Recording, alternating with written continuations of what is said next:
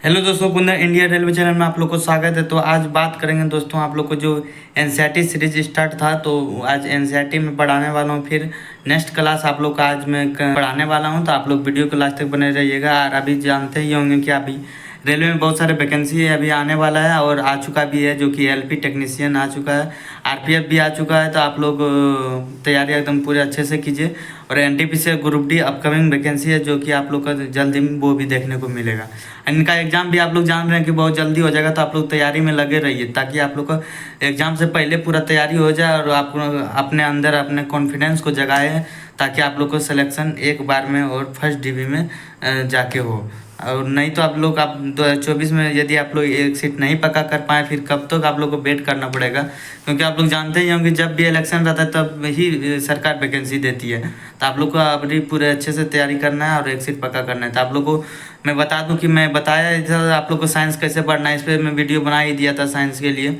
उसके बाद math, reasoning, GK के लिए मैं वीडियो बना दिया हूँ, जाके देख लीजिएगा कैसे आप लोग को पढ़ना है, कौन कौन से बुक को आप लोग को फॉलो करना है, कौन कौन से टीचर भी फॉलो करना है। आप लोग को सब कुछ बता दिया गया है वीडियो में। आप लोग को वीडियो अपलोड है चैनल पे, जाके आप लोग प्लेलिस्ट में देख लीजिएगा, आप लोग पूरा फुल वीडियो मिल जाएगा।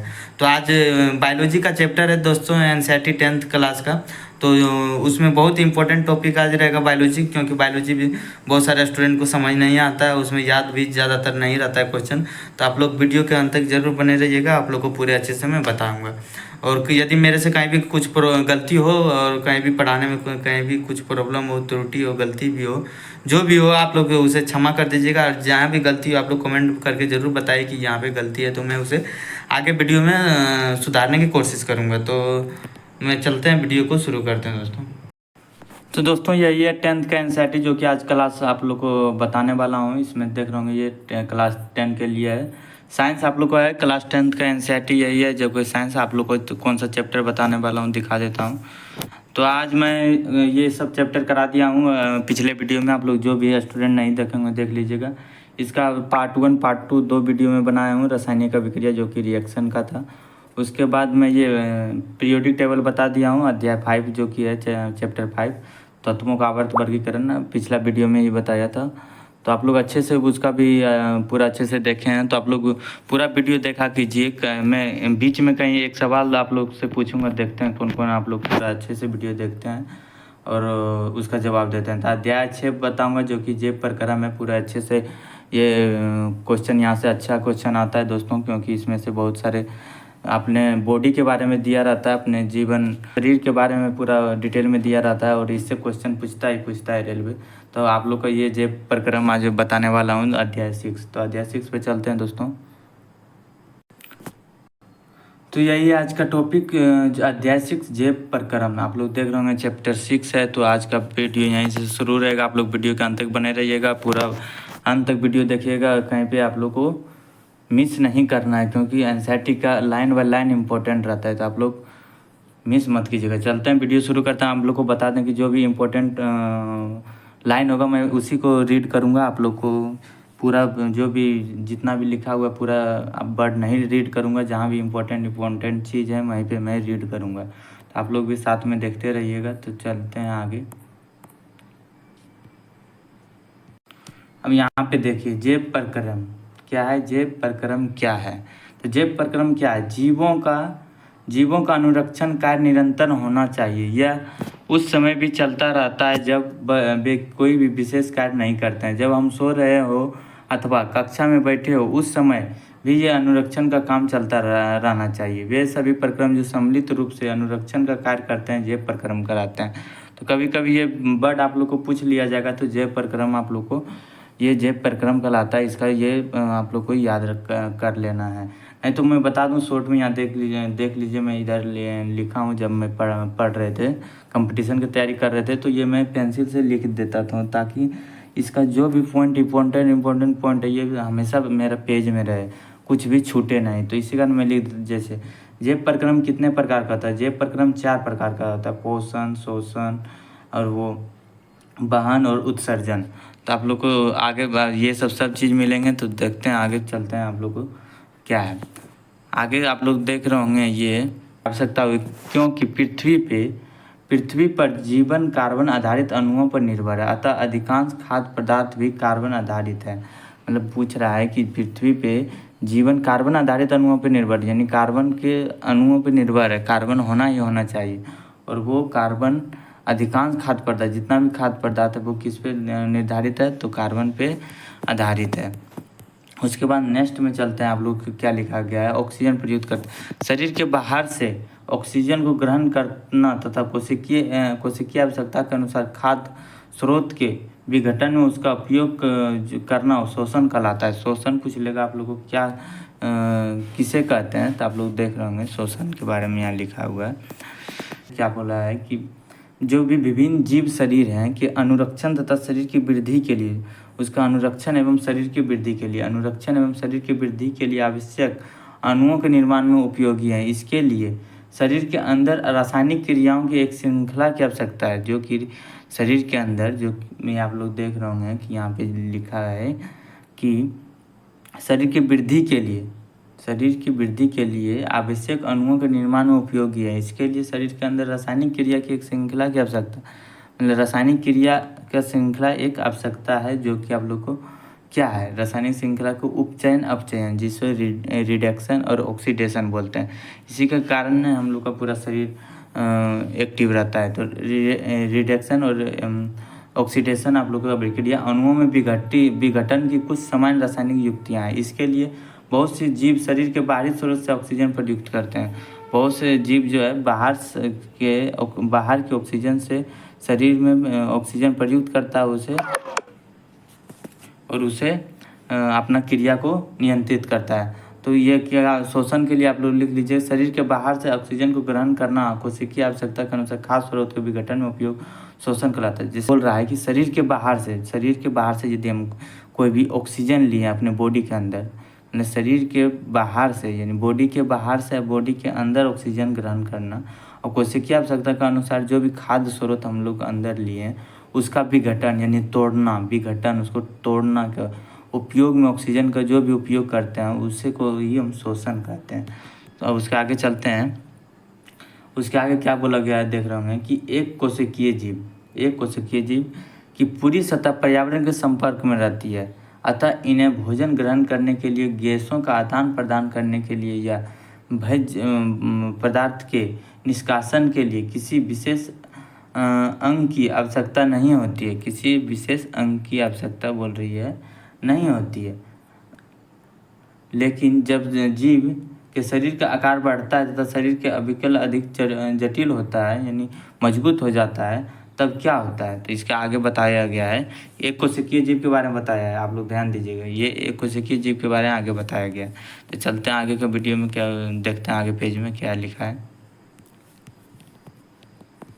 अब बोल रहा है कि शरीर के अंदर जो भी हम लोग भोजन खाए हैं, भोजन जो भी लिए हैं अंदर एवं ऑक्सीजन लिए हैं, उनके बारे में बताया कि शरीर के अंदर में जो भी भोजन में ऑक्सीजन को एक स्थान से दूसरे स्थान तक ले जाने के लिए वाहन तंत्र की आवश्यकता होती है। जब रासायनिक अभिक्रिया में कार्बन स्रोत तथा ऑक्सीजन का उपयोग ऊर्जा प्राप्ति के लिए होता है, तब वैसे उपोत्पाद भी बनते हैं। क्या बोलता है, उपोत्पाद भी बनते हैं, जो शरीर की कोशिकाओं के लिए न केवल अनुपयोगी होते हैं बल्कि वे हानिकारक भी हो सकते हैं। इन अपशिष्ट उपोत्पादों को शरीर से बाहर निकालना अति आवश्यक होता है। जो भी आप लोग को गलत चीज़ अंदर शरीर में है यानी अपशिष्ट चीज़ है शरीर के अंदर, उनको बाहर निकालना अति आवश्यक होता है।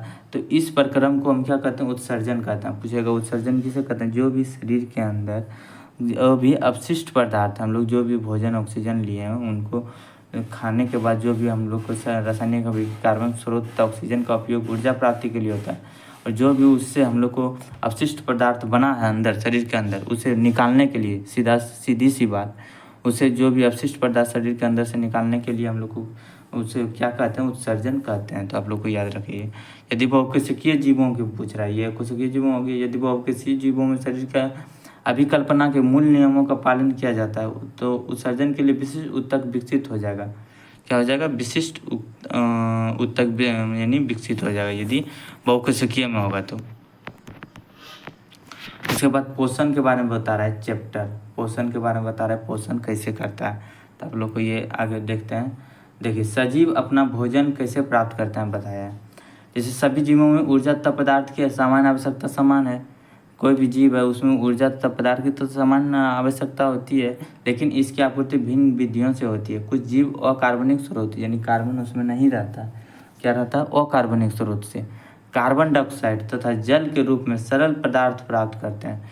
जैसे अकार्बनिक रूप में जिसमें कार्बन नहीं होती है स्रोत से कार्बन डाइऑक्साइड क्या करते हैं, कार्बन तथा जल के रूप में सरल पदार्थ, जो भी सरल पदार्थ से प्राप्त करते हैं। जीव स्वपोषी हैं। ये जीव क्या है, स्वपोषी है। जो भी और कार्बनिक स्रोत से कार्बन डाइऑक्साइड तथा जल के रूप में सरल पदार्थ पूछ लेगा इस तरह आप लोगों को क्वेश्चन। मतलब कौन सा जीव कोई जीव और कार्बनिक स्रोत से कार्बन डाइऑक्साइड तथा जल के रूप में सरल पदार्थ प्राप्त करते हैं उसे क्या बोलते हैं। तो ये जीव स्वपोषी हैं, जिनमें सभी हरे पौधे भी आता है। क्या आता है, पिछले स्वपोषी किस में आता है, जिनमें सभी हरे पौधे तथा कुछ जीवाणु हैं।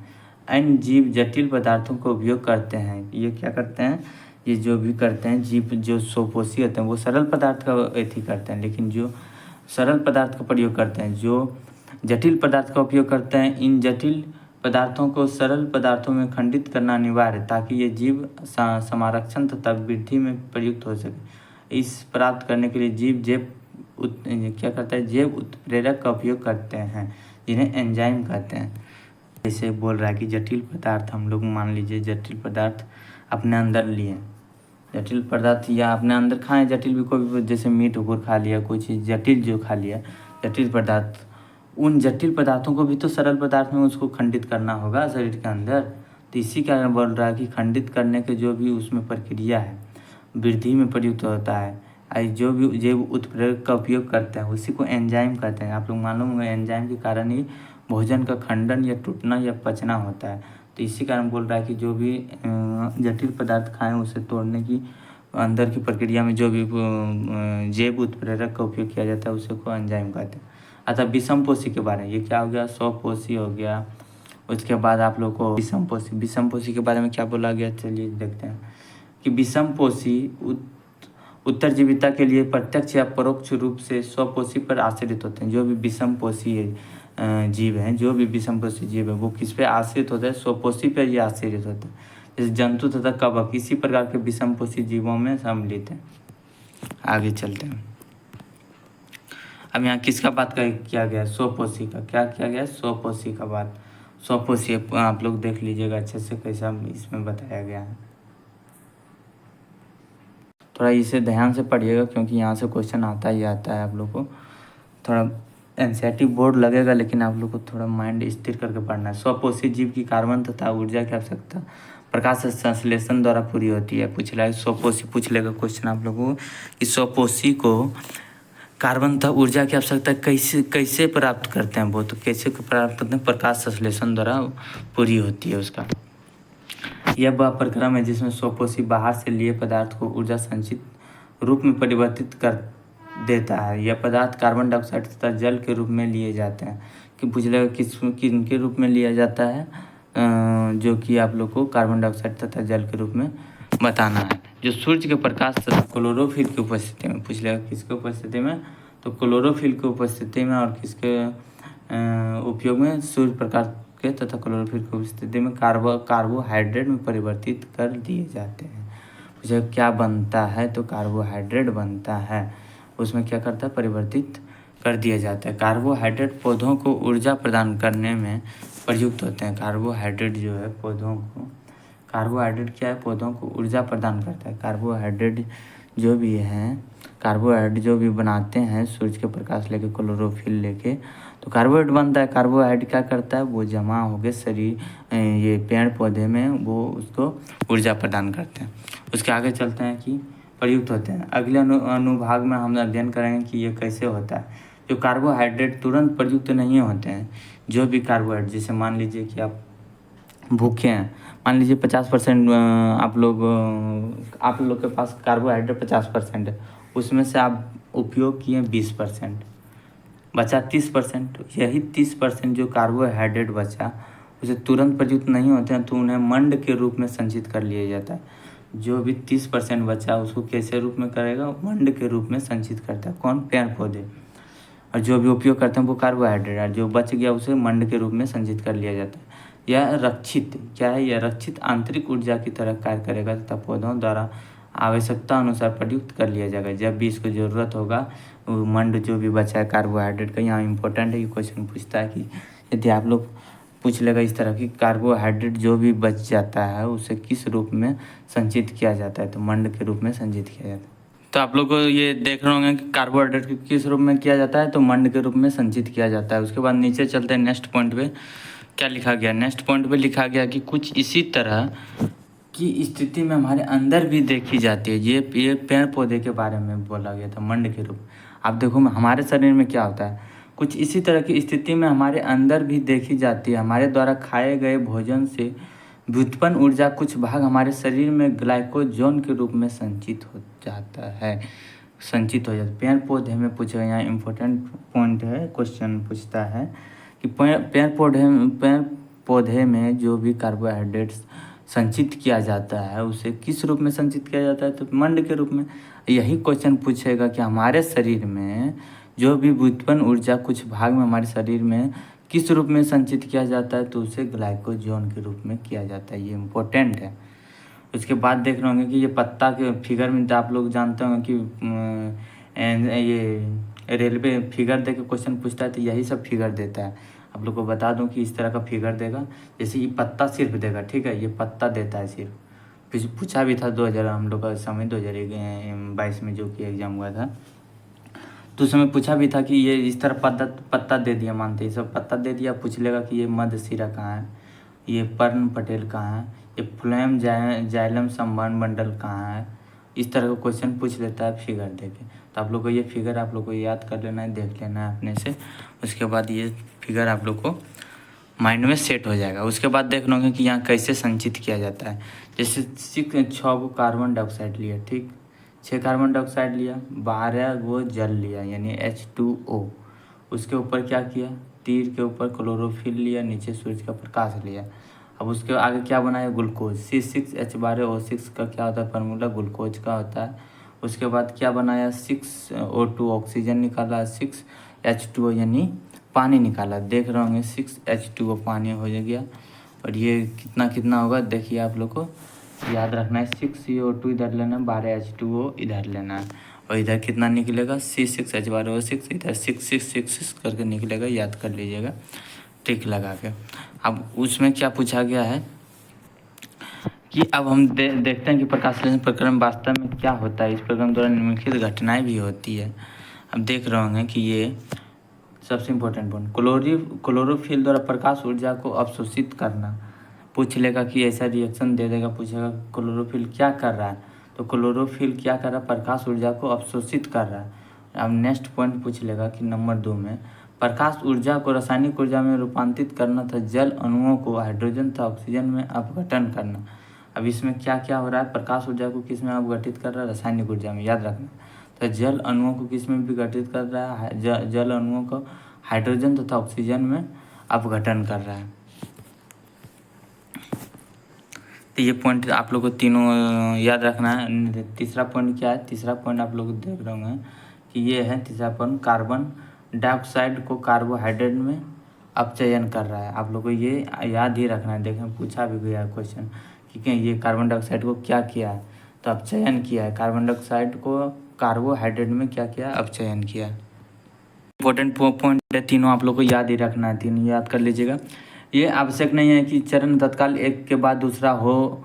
उदाहरण के लिए ये पूछा गया था हम लोग का क्वेश्चन, मेरा शिफ्ट में ही पूछा था, ये मैं छोड़ के आया था यार, गलती मार के आया था, नहीं तो मेरा और ज़्यादा नंबर रहता। ये मैं सबको बोलते हैं कि मेरा नंबर कितना था, मैं रोज़ वीडियो बनाने की कोशिश करता हूँ लेकिन भूल जाता हूँ। ये क्लास का ही वीडियो में लेके आ जाता हूँ, आप लोगों को स्कोर कार्ड पूरा मेरे को दिखाने का मन करता है। और आप लोग भी बहुत सारे दिन से कमेंट कर रहे हैं, अभी फिर याद आया। अभी जैसे मैं क्वेश्चन ये मुझे पूछा गया था तब मुझे अभी याद आता है। नहीं था, ये नहीं था, इसके आगे का पॉइंट है, आगे का पॉइंट पेज आगे पेज में है। तो वो अभी मुझे याद आया कि क्वेश्चन पूछा गया, तब मेरे को अभी फिर याद आया स्कोर कार्ड के बारे में। तो स्कोर कार्ड के बारे में आप लोग को वीडियो एक दिन पूरे डिटेल में बनाएंगे, पूरा अच्छे से आप लोग को मोटिवेट भी होगा आप लोग देख के थोड़ा। तो ये क्वेश्चन नहीं था, ये आगे क्वेश्चन आप लोग को बताऊंगा कि ये कैसे मेरे में पूछा था। मैं इसे लेटर करके नहीं गया था, जो आगे पेज में ये क्वेश्चन नहीं था, सॉरी। ये क्या है, क्या बता रहा है आप लोग को, ये इम्पोर्टेंट है कि जो भी मरुदुभिद पौधे होते हैं जो रात्रि में क्या होता है, कार्बन डाइऑक्साइड लेते हैं, कार्बन डाइऑक्साइड लेते हैं और एक माध्यम उत्पाद बनाते हैं। दिन में क्लोरोफिल ऊर्जा अवशोषित करके अंतिम उत्पाद बनाता है। ये क्या करता है कि आप लोग को रात्रि में जो कि मरुदभिद पौधे होते हैं, जो भी मरुदभिद पौधे होते हैं, ये क्या करता है, रात्रि में कार्बन डाइऑक्साइड लेता है। ये पूछता ही पूछता, याद रखिएगा। और ये दिन में क्या लेता है, दिन में क्लोरोफिल ऊर्जा अवशोषित करके अंतिम उत्पाद बनाता है। क्या बनाता है, अंतिम उत्पाद। उसके बाद नेक्स्ट क्या गया है कि अवलोकन किया गया, कुछ कोशिका में हरे रंग के बिंदु दिखाई देते हैं।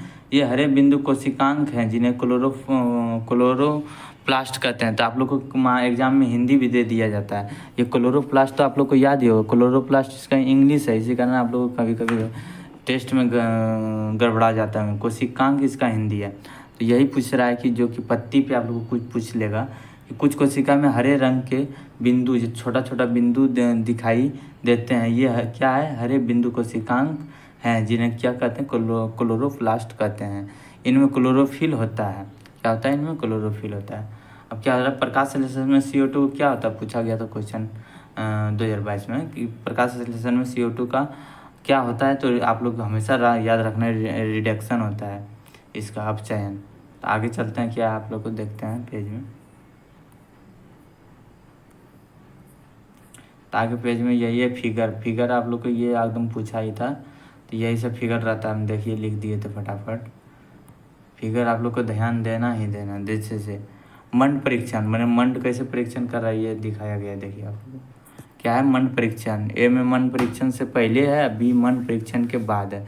ए नंबर कौन है, ए नंबर ये है। ये कैसा है, मंड परीक्षण से पहले है, मंड परीक्षण के बाद। ये देखिए कलर थोड़ा अलग है ना, ये मंड परीक्षण किया, इसका कलर अलग है। तो कलर पूछ लिया जाता है भाई, मैं लिख दिया हूँ। देखिए कि मंड परीक्षण के कैसे होता है, आयोडीन सॉल्यूशन द्वारा होता है और रंग नीला इसका मिलेगा।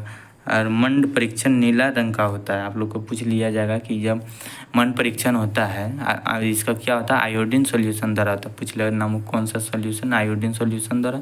इसका रंग पूछ लेगा कि मंड परीक्षण के बाद रंग कैसा होता है, तो नीला होता है। ये सब क्वेश्चन आप लोग को कहीं नहीं मिलेगा, इसी कारण मैं थोड़ा बता देता हूँ ताकि आप लोग को फ़ायदा हो। आगे चलते हैं। आगे ये फिगर आप लोग को याद रखिएगा। फिगर कम से कम ये 5-6 बार पूछ दिया था 2022 में। तो ये ज़्यादातर शिफ्ट में दिया था फिगर वाला इसी तरह क्वेश्चन रहता है। आप लोग को बता दूं, ये ज़्यादातर आप लोगों को कहीं नहीं मिलेगा, एनसीईआरटी में नहीं मिलेगा। तो इस तरह फिगर दे दिया था, पूछ दिया था द्वार कोशिका कौन है, रंध्र छिद्र क्या है, हरित लवक क्या है। इसी में से 3 क्वेश्चन बनाएगा, आप लोग को बताता हूँ। यही एक पत्ता देगा, इसी में से एक बार पूछेगा द्वार कोशिका कहाँ है, और एक बार दूसरा शिफ्ट में पूछेगा रंध्र छिद्र कहाँ है, तीसरा शिफ्ट में पूछेगा हरित लवक कहाँ है। इसी तरह क्वेश्चन दे के फंसाता है। और जो ये पढ़ा रहेगा तो तुरंत याद कर लेगा फटाक से, उसके बाद आगे शिफ्ट में जाकर फ़ायदा हो जाता है। बी नंबर में ये क्या है, पचका हुआ है, यहाँ पे पढ़िएगा तब याद हो जाएगा। जैसे पौधे कार्बन डाइऑक्साइड कैसे प्राप्त करते हैं बताया गया है। जैसे कि ये कक्षा 9 का आपको लोग जो बोलते हैं पढ़ने के लिए, देखिए कक्षा 9 में आपने रंध्र की चर्चा की थी, तो इसी कारण ये बता रहा है। तो जो पत्ती की सतह पर सूक्ष्म छिद्र, जो देख रहा है पत्ती के सतह पर सूक्ष्म छिद्र होते हैं। प्रकाश संश्लेषण के लिए गैसों का अधिकांश आदान प्रदान इन्हीं छिद्रों के द्वारा, इन्हीं क्या होता है, प्रकाश संश्लेषण का आदान प्रदान कौन सा होता है, यही छिद्रों के द्वारा होता है। लेकिन यहाँ यह जानने की आवश्यकता है कि गैसों का आदान प्रदान तने, जड़ और पत्तियों की सतह से भी होता है। कहाँ से होता है, तने, जड़ और पत्तियों की सतह से भी होता है।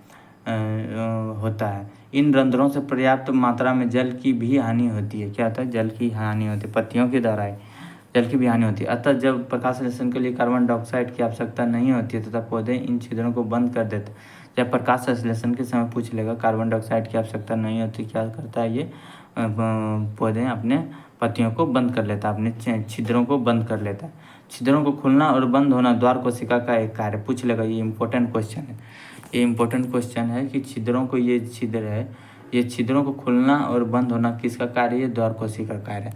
इम्पोर्टेंट, तो आप लोग याद कीजिएगा, द्वार कोशिका का एक कार्य है। तथा द्वार कोशिका में जब जल अंदर जाता है तो फूल जाती है। पूछ लेगा कि द्वार कोशिका में जब जल अंदर जाती क्या होता है? फूल जाता है। और रंध्र का छिद्र खुल जाता है, और रंध्र का छिद्र खुल जाएगा, फूलने से क्या होगा? खुल जाएगा।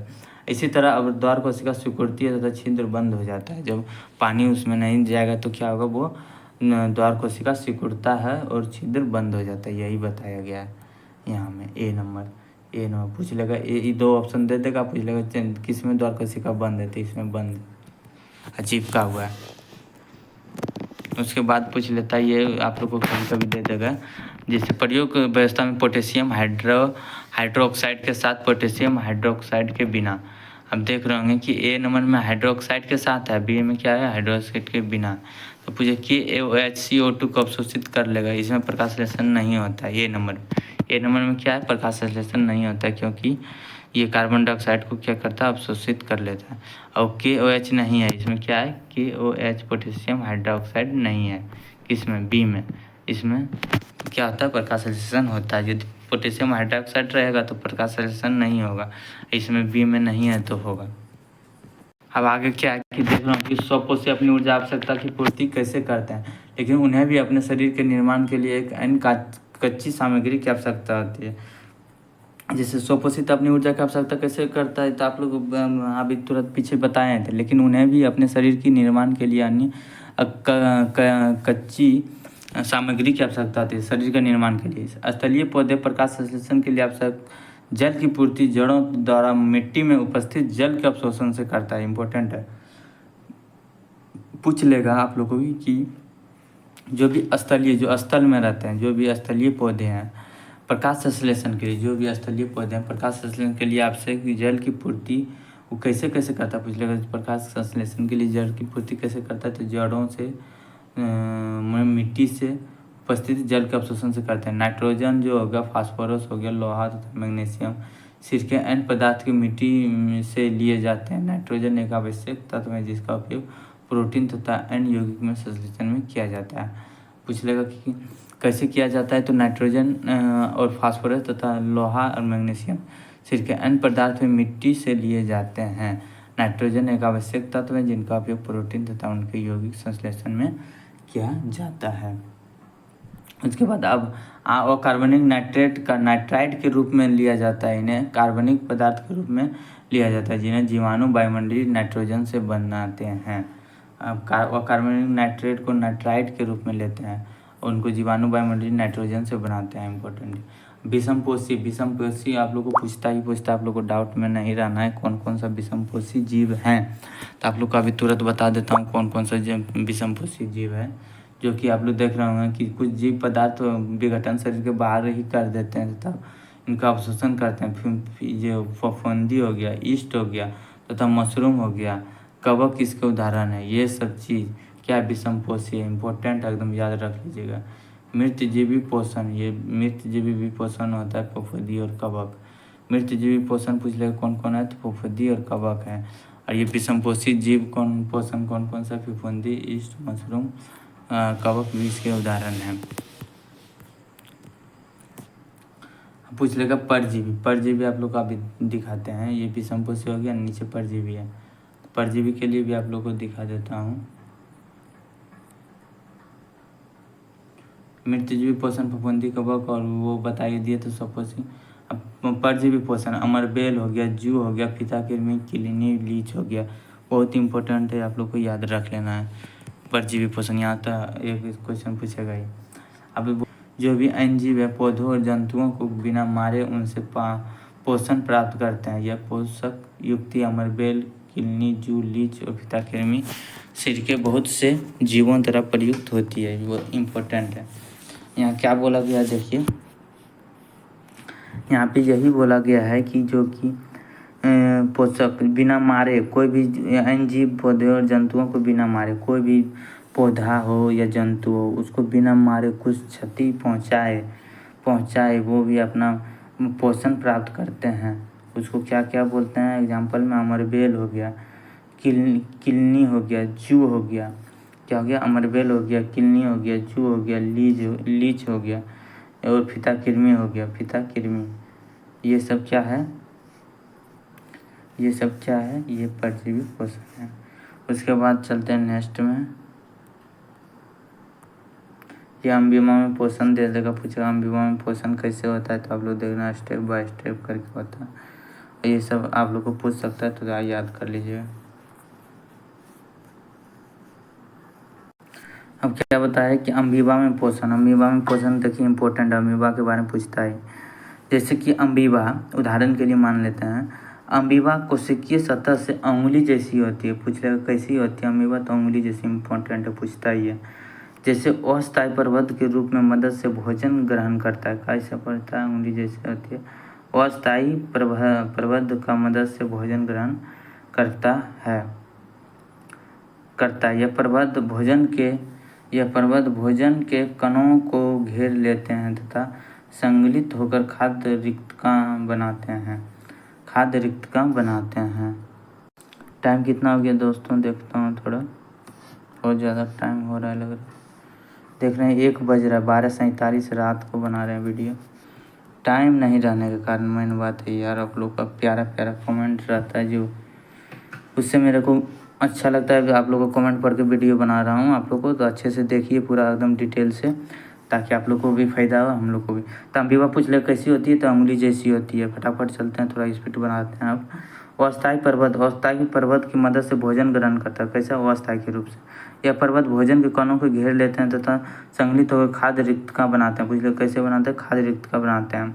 उसके बाद रिक्तका के अंदर जटिल पदार्थ का विघटन हो जाता है। जो भी जटिल पदार्थ है, मजबूत पदार्थ है, उसको क्या होता है, विघटन करके सरल पदार्थ में किया जाता है और वे कोशिका द्रव में विस्तृत हो जाता है। पूछ लेगा कि जो भी सरल पदार्थ जटिल पदार्थ को सरल पदार्थ में बदलते हैं, उसको कहाँ करते हैं, कहाँ विघटित करते हैं, तो कोशिका द्रव में विस्तृत यानी आगे बढ़ाते हैं, विस्तृत हो जाता है।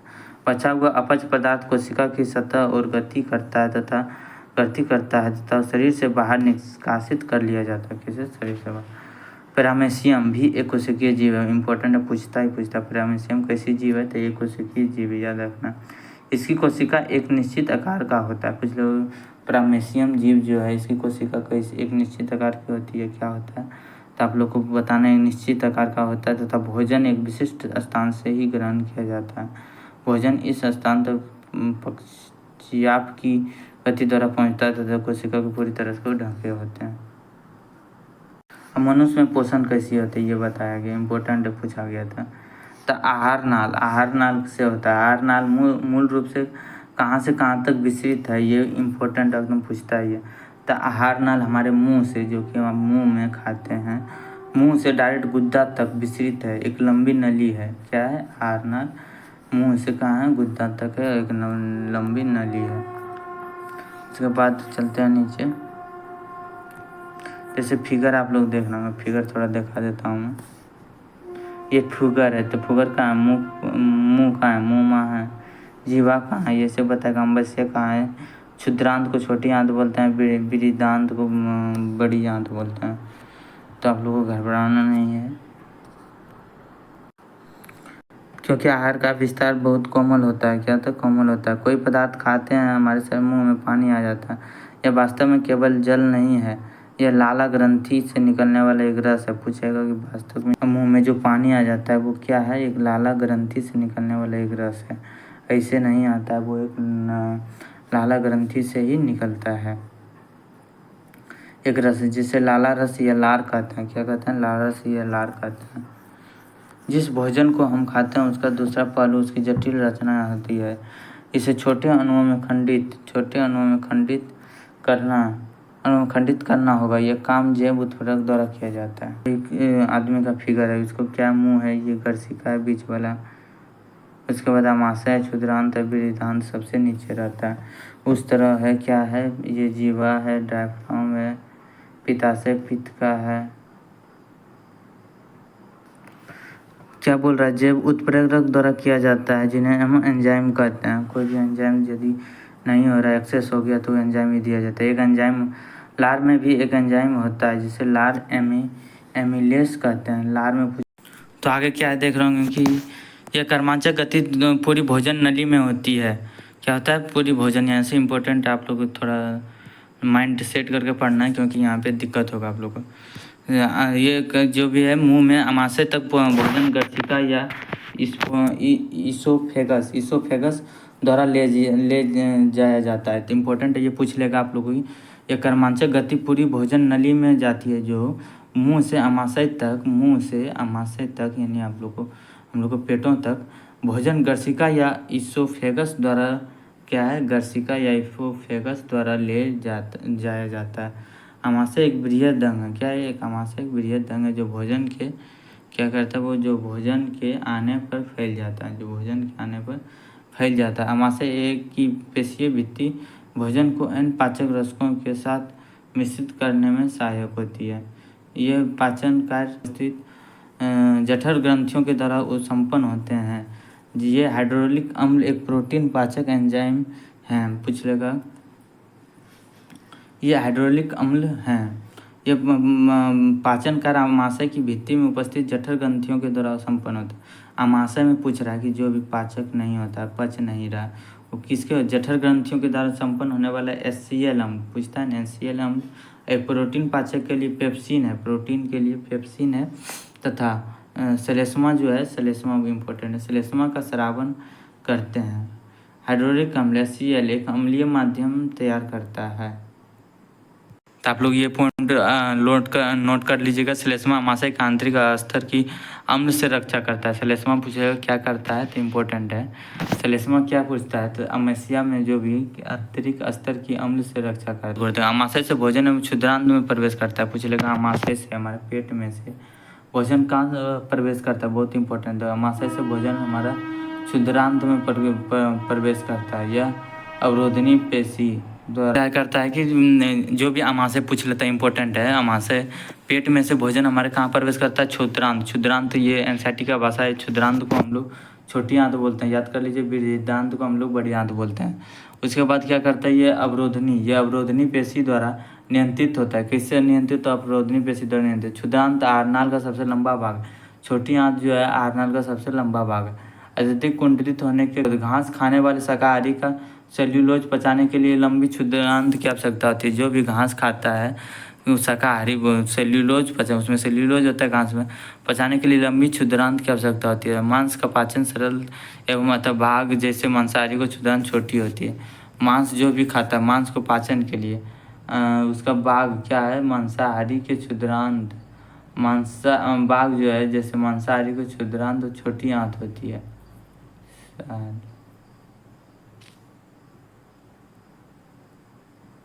तो आज यहीं तक लास्ट पढ़ाते हैं दोस्तों, यही पेज तक। फिर नेक्स्ट चैप्टर पार्ट 2 लाएंगे इसका ही, जे प्रक्रम का। तो जैसे लिख रहा है क्षुद्रांत यानी छोटी आंत। क्षुद्रांत में कार्बोहाइड्रेट, प्रोटीन तथा वसा का पूर्ण पाचन होता है। बहुत इंपॉर्टेंट है, पूछ लेगा। छोटी आंत किसमें कार्बोहाइड्रेट, प्रोटीन तथा वसा का पूर्ण पाचन होता है? तो छोटी आंत में होता है। पाचन का स्थल है यह कार्य के लिए। तो आप लोग को यहीं तक आज पढ़ाते हैं दोस्तों। फिर आगे आप लोग को ये इम्पोर्टेंट है, तो हम आगे नेक्स्ट क्लास में इसका पेज फिर आगे पढ़ाता हूँ आप लोग को। तो आप लोग पूरा वीडियो ज़रूर देख लीजिएगा। और मैं बता दूं कि आप लोग को ये क्वेश्चन बताना है। आप लोग देखते हैं वीडियो पूरा देखते हैं कि नहीं? ये क्वेश्चन हम लोग को आप कमेंट करके बताइएगा कि कार्बोहाइड्रेट जो पेड़ पौधे हैं, कार्बोहाइड्रेट जो उपयोग कर लिया और जो भी बचा उसके अंदर, उसको किस रूप में संचित किया जाता है। मनुष्य जो भी ऊर्जा प्राप्त करते हैं वो पहले तो प्राप्त कर लिए, और जो भी उसका जितना भी ऊर्जा उसका बना खाने पीने से, उसको किस रूप में संचित करता है। ये 2 क्वेश्चन आप लोग को देखते हैं कमेंट में, पूरा लिखते हैं कि नहीं, और वीडियो आप लोग पूरा देखते हैं कि नहीं। तो आप लोग को इससे मालूम चल जाएगा। तो आप लोग जाके ज़रूर वीडियो देख लीजिएगा। कोई भी गलती हो तो आप लोग क्षमा कर दीजिएगा, और कोई भी प्रॉब्लम हो आप लोग ज़रूर कमेंट कीजिएगा। आप लोग को जवाब देने का कोशिश रहता है। और मैं आगे का वीडियो भी बना देंगे, पार्ट 2 भी बना देंगे। और कुछ भी वीडियो आप लोग को ज़रूरत हो कमेंट ज़रूर कीजिएगा, आप लोग को सारा वीडियो मिल जाएगा। थैंक यू दोस्तों, जय हिंद, जय भारत।